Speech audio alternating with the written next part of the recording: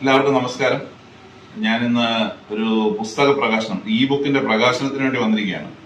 അപ്പൊ അതിനുമുമ്പ് കൂട്ടക്ഷരങ്ങളെ പറ്റി പറയാം. ശരിക്കും ജയശ്രീ ജോണും പവിത്ര ഉണ്ണിയും കൂടെ ചേർന്ന് തുടങ്ങിയ ഒരു കൂട്ടായ്മയാണ് കൂട്ടക്ഷരങ്ങൾ.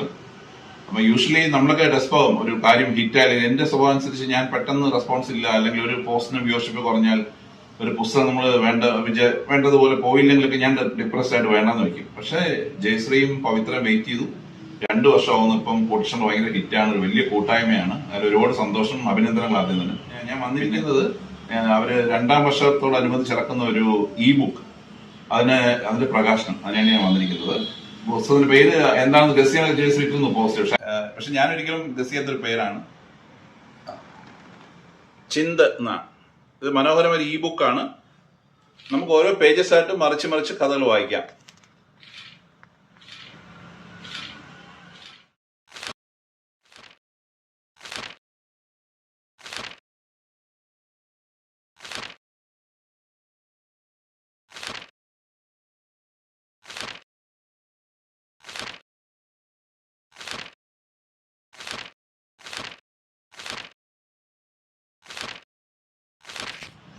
അറുപതോളം കഥകളാണുള്ളത്.